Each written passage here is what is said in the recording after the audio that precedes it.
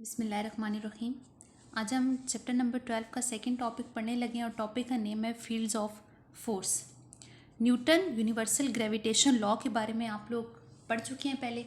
इसकी स्टेटमेंट को एक दफ़ा रिपीट करते हैं कि every body in the universe attract every other body with a force that is directly proportional to the product of their masses and inversely proportional to the square of distance between their centres.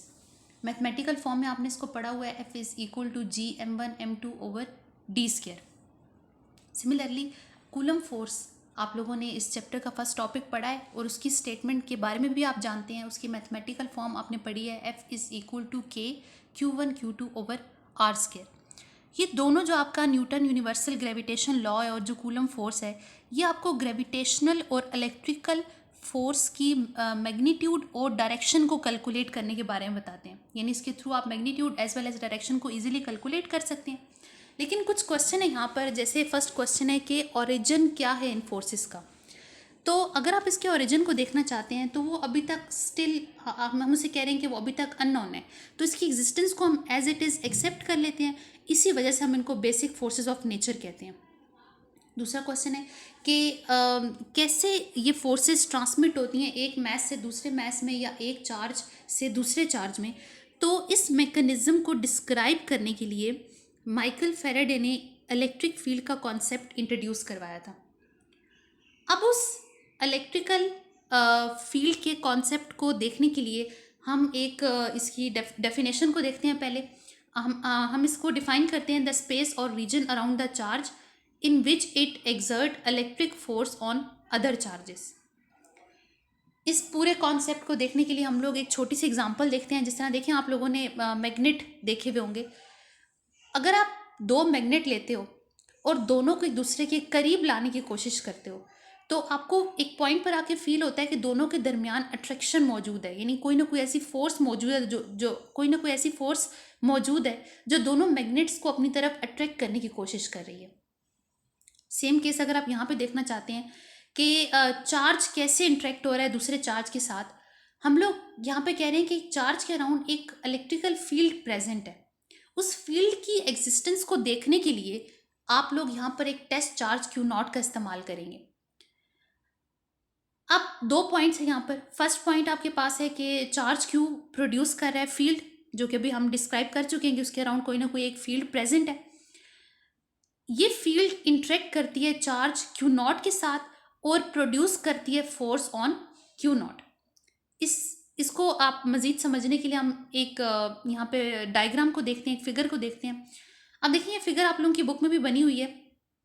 इस figure के according आप लोग देखें, यहाँ पर एक positive Q source charge आप यहाँ पे ले रहे हैं। इसके अराउंड जो डॉट्स हैं वो इंडिकेट कर रहे हैं प्रेजेंस ऑफ इलेक्ट्रिकल फील्ड को, और जो डेंसिटी है इन डॉट्स की ये प्रोपोर्शनल है स्ट्रेंथ ऑफ इलेक्ट्रिकल फील्ड के। अब देखिए, आपने यहाँ पर एक टेस्ट चार्ज Q0 का इस्तेमाल किया है और उस टेस्ट चार्ज को हम यहाँ स्मॉल रख रहे हैं, क्योंकि हम नहीं चाहते कि इसके अराउंड जो फील्ड है वो कोई डिस्टॉर्शन क्रिएट करे, उस सोर्स चार्ज के ऊपर कोई डिस्टॉर्शन इसकी क्रिएट हो। इससे बचने के लिए हमने इस टेस्ट चार्ज को स्मॉल रखा है। जब आप इसको इसके करीब लेके जाना चाहोगे, यानी कि आप जब टेस्ट चार्ज को सोर्स चार्ज के करीब लेके जाओगे, तो आप देखोगे कि जहाँ पर फील्ड के ये जैसे जैसे फील्ड के ये करीब जाएगा टेस्ट चार्ज, वहाँ पर क्या होगा कि क्योंकि सेम चार्ज ने दोनों ने एक दूसरे को रिपेल करना है, रिपल्शन शो होगी। तो रिपल्शन आपको बताएगी कि कोई ना कोई इनके दरमियान फोर्स प्रेजेंट है जिसकी वजह से ये चार्ज रिपेल हो रहे हैं। अब ये जो फोर्स F है, इसकी इक्वेशन आप ले सकते हो Q0E। फोर्स F यहाँ पर फोर्स है जो कि positive test charge Q0 experience कर रहा है। Q0 वो टेस्ट चार्ज है और E यहाँ पर इलेक्ट्रिक फील्ड स्ट्रेंथ, या आप इसको इलेक्ट्रिक फील्ड इंटेंसिटी का नाम भी दे सकते हैं। अब यहाँ से अगर आप E की वैल्यू निकालना चाहें तो आप देख सकते हैं कि E की वैल्यू यहाँ से इस इक्वेशन से आती है, E is equals to F over Q0। आप इलेक्ट्रिकल फील्ड इंटेंसिटी को डिफाइन कर सकते हैं फोर्स पर यूनिट चार्ज। इसकी ऐसा यूनिट यहाँ पर बनेगी न्यूटन पर कूलम। ये एक वेक्टर क्वांटिटी है और इसकी डायरेक्शन सेम है जो कि फोर्स की डायरेक्शन है, यानी जो डायरेक्शन फोर्स की है वही इलेक्ट्रिक फील्ड इंटेंसिटी की डायरेक्शन है। फर्दर इसको एक्सप्लेन करने के लिए आपने कूलम फोर्स की जो इक्वेशन पढ़ी है, F is equals to 1/4 pi epsilon naught q naught over r square into r unit vector. इस फोर्स की वैल्यू को आप अबव मेंशन्ड इक्वेशन में पुट कर दें तो आपके पास जो फाइनल इक्वेशन बनेगी क्यू नॉट से कैंसिल हो जाएगा।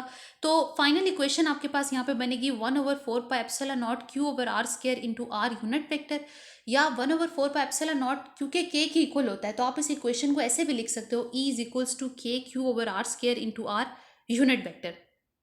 फाइनल इक्वेशन आपको एक चीज़ बता रही है यहाँ पर कि आपकी इलेक्ट्रिकल फील्ड इंटेंसिटी की डिपेंडेंस टेस्ट चार्ज के ऊपर नहीं है, इसकी डिपेंडेंस आपके पास सोर्स चार्ज के ऊपर है। ये इक्वेशन ही आपको शो करी है फाइनल इक्वेशन कि इलेक्ट्रिकल फील्ड इंटेंसिटी की डिपेंडेंस ओनली सोर्स चार्ज के ऊपर है।